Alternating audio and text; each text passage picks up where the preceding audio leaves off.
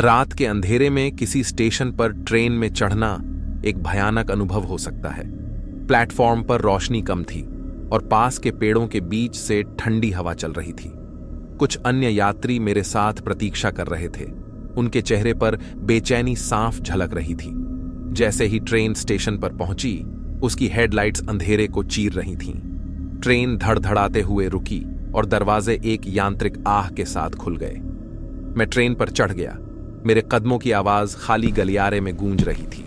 यह एक पुरानी जर्जर ट्रेन थी जिसकी सीटें फटी थीं और ऊपर टिमटिमाती लाइटें थीं। मेरे मन में किसी बुरी चीज के होने की भावना भर गई, लेकिन मैंने इसे थकावट और ओवरथिंकिंग कहकर नजरअंदाज कर दिया।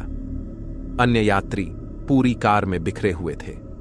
मैंने विंडो के पास एक खाली सीट चुनी, यह सोचकर कि बाहर रात का दृश्य यात्रा के दौरान कुछ आराम प्रदान कर सकता है। मैं शांत हो गया और अपनी परेशानी दूर करने की कोशिश की। जैसे ही ट्रेन चलने लगी, पटरियों पर पहियों की लयबद्ध गड़गड़ाहट से डिब्बे में हलचल मच गई।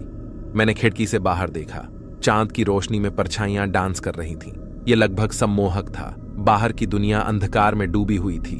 मीलों तक सभ्यता का कोई निशान नहीं था।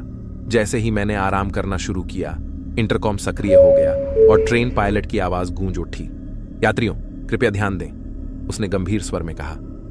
हम यात्रा के एक सुदूर हिस्से में प्रवेश कर रहे हैं। चाहे कुछ भी हो, ट्रेन से बाहर मत देखें। आई रिपीट, ट्रेन से बाहर मत देखें। इस घोषणा से यात्रियों में डर का माहौल छा गया और मुझे अपने ऊपर एक नई बेचैनी महसूस हुई। संभवतः इतना भयानक क्या हो सकता है कि हमें बाहर देखने की अनुमति नहीं दी गई। मैं अपनी सीट पर पीछे झुक गया। मेरी उत्सुकता मेरे डर से जूझ रही थी। ट्रेन पटरियों पर खड़खड़ाती चलती रही और मैं खिड़की से बाहर देखे बिना नहीं रह सका। खतरे के किसी भी संकेत की तलाश में मेरी आंखें घूम गईं, लेकिन मैंने केवल पेड़ और पटरियों पर चांदनी की कभी कभार चमक देखी। तभी मैंने उस चीज को देखा। एक लंबी और छायादार आकृति ट्रेन के साथ साथ चल रही थी, हमारी तेज गति वाली ट्रेन के साथ। जब मुझे एहसास हुआ कि वह जो कुछ भी था वह हमारे साथ सुनसान अंधेरे में था, तो मेरे अंदर घबराहट फैल गई। मैंने अपनी मुट्ठियां भींच लीं। मेरा दिल तेजी से धड़कने लगा और मैंने बाहर उस चीज की उपस्थिति को नजरअंदाज करने की कोशिश की, लेकिन यह असंभव था। वह चीज अब अपना चेहरा खिड़की के सामने दबा रही थी। उसकी विशेषताएं एक मुड़े हुए विचित्र मुखौटे से अस्पष्ट हो गई थीं। इसने सीधे मुझे घूर कर देखा। इसकी आंखें अप्राकृतिक द्वेष से भरी थीं।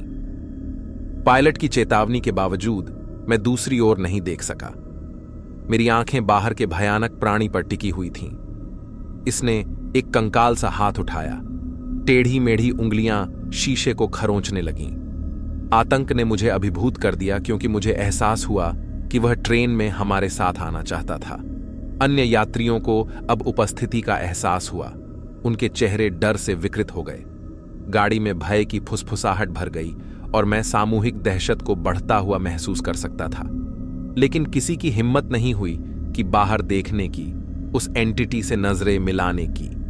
जैसे ही ट्रेन तेजी से आगे बढ़ी, उस छाया ने जोर से चिल्लाया, एक कंठस्थ अलौकिक ध्वनि जो ब्लेड की तरह गाड़ी में छेद कर गई। उसने खिड़की पर पंजा मारा और जबरदस्ती अंदर घुसने की कोशिश करने लगा।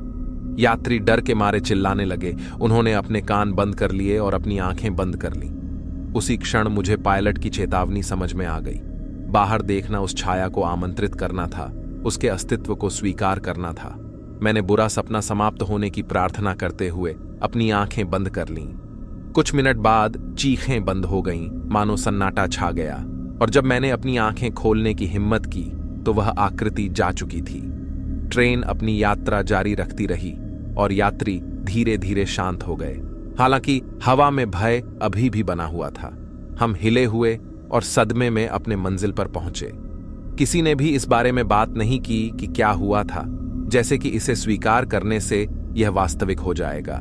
लेकिन मैं बेहतर जानता था। जैसे ही मैं ट्रेन से उतरा और ठंडे खाली स्टेशन पर पहुंचा, मैं आश्चर्यचकित हुए बिना नहीं रह सका कि दुनिया के दूर दराज के कोनों में और कौन सी भयावहताएं छुपी हुई थीं, जो बस बाहर देखने के लिए एक अनजान यात्री की प्रतीक्षा कर रही थीं।